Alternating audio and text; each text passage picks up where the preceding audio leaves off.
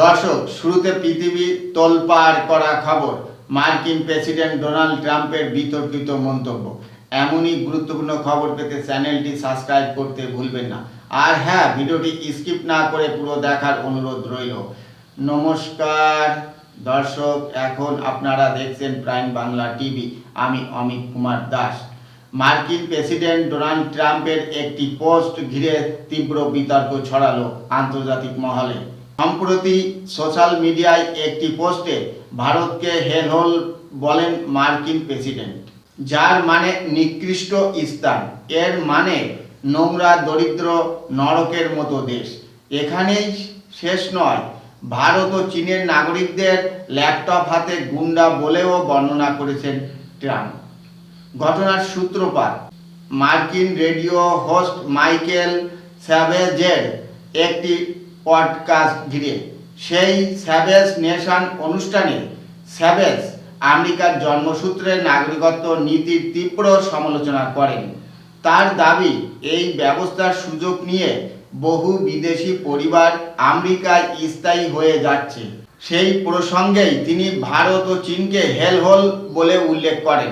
আরও বলেন, এখানে একটি শিশু সঙ্গে সঙ্গে নাগরিক হয়ে যায়, আর তারপর তারা চীন বা ভারত বা পৃথিবীর অন্য কোনো নরককুণ্ড থেকে পুরো পরিবারকে নিয়ে আসে।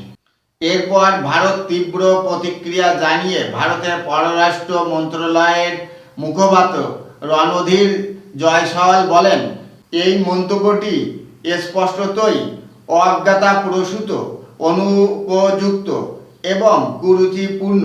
তিনি আরও জানান, এই বক্তব্য ভারত যুক্তরাষ্ট্র সম্পর্কের বাস্তব চিত্র তুলে ধরে না, যা দীর্ঘদিন ধরে পারস্পরিক সম্মান ও অভিন্ন স্বার্থের উপর ভিত্তি করে গড়ে উঠেছে।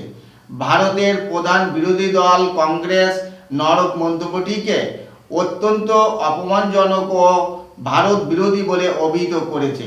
তারা বলেছে, এটি প্রত্যেক ভারতীয়কে আঘাত করে।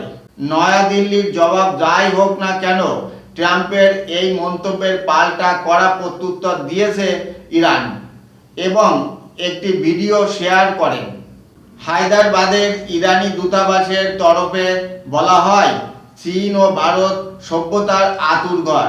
প্রকৃতপক্ষে নরক হলো সেই জায়গা যেখানে বসে এক যুদ্ধাপরাধী প্রেসিডেন্ট ইরানের সভ্যতাকে ধ্বংস করার হুমকি দিয়েছিলেন। আরও এক ধাপ এগিয়ে মুম্বাইয়ে ইরানি দূতাবাসের তরফ থেকে মহারাষ্ট্রের নানা এলাকার ভিডিও প্রকাশ করা হয়েছে। সেখানে মহারাষ্ট্রের নগর জীবন, সংস্কৃতি এবং প্রকৃতির বিভিন্ন দিক তুলে ধরা হয়েছে।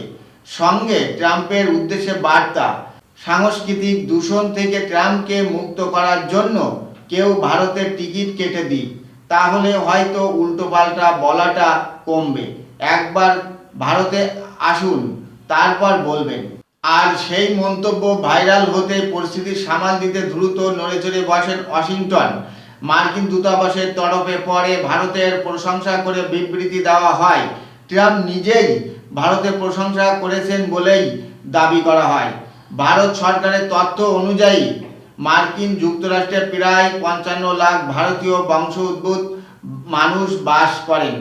মার্কিন যুক্তরাষ্ট্রে এশীয় বংশোদ্ভূতদের মধ্যে ভারতীয় আমেরিকান এবং চীনা আমেরিকানরাই বৃহত্তম গোষ্ঠী।